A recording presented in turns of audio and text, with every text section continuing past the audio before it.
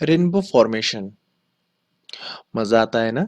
बहुत बारिश होने के बाद में जब रेनबो स्काई में नजर आता है, मुझे तो बहुत अच्छा लगता है। बट ये रेनबो बनता कैसे है और इसमें क्या क्या होता है?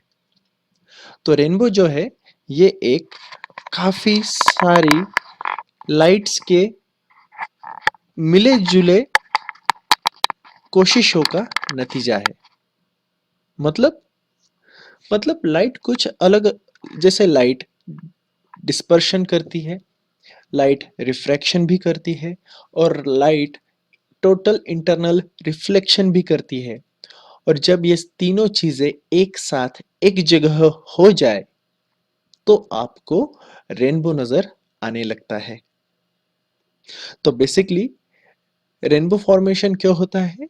ये होता है, it is an combined effect of a number of natural processes such as dispersion, refraction, total internal reflection।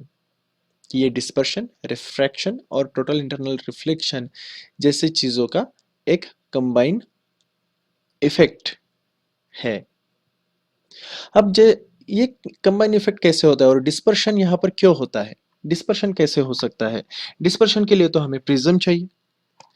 तो माय स्टूडेंट्स, प्रिज्म जो है, यहाँ पर हमें स्मॉल वाटर ड्रॉपलेट्स के शक्ल में नजर आता है।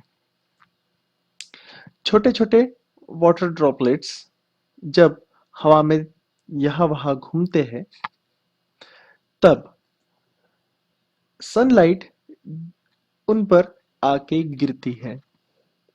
जैसे ही सनलाइट उन पर आए, तो सनलाइट तो एयर मीडियम में है, अब जाने वाली कौन से मीडियम में होगी?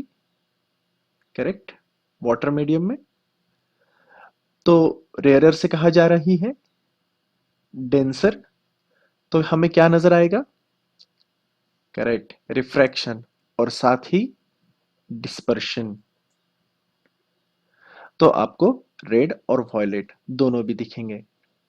याद रखिए, डिस्पर्शन में वॉयलेट ज्यादा डिस्पर्स होता है रेड से, वॉयलेट ज्यादा डिस्पर्स होता है रेड से, मतलब ज्यादा रिफ्रैक्टिव एंगल बनाता है रेड से हमेशा।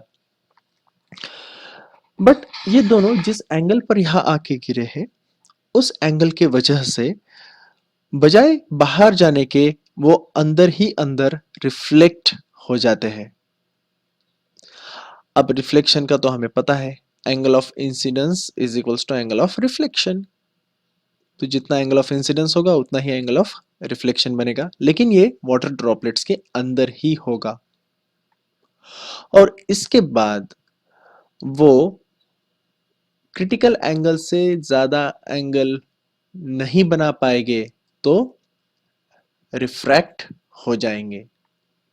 जैसे ही रिफ्रैक्ट हो जाएगा, तो आपको आपका हमेशा वाला रेनबो नजर आएगा, जो वॉयलेट से शुरू होकर रेड पर खत्म होता है, बजाय प्रिज्म के जैसे जो रेड से शुरू होकर वॉयलेट पर खत्म होता है। तो प्रिज्म में आप रेड से वॉयलेट देखते हो, मगर रेनबो में आप यही सीक्वेंस ऊपर से नीचे वॉयलेट से रेड की तरफ देखते हो। The color sequence in a rainbow is opposite to that of dispersion from prism due to double refraction of light in a water droplet। कि अगर आप देखोगे, तो जब येलो लाइट वाटर पे गिरी थी तब भी रिफ्रैक्शन हुआ था, और जब लाइट वाटर ड्रॉपलेट से बाहर आने वाली थी तब भी रिफ्रैक्शन हुआ था।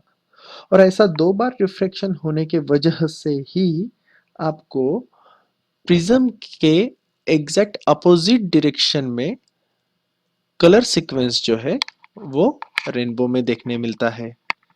तो रेनबो में आपको विबग्योर, VIBGYOR देखने मिलता है। वी माने violet, I Indigo, B blue, ji green, Y yellow, O orange, and R for red.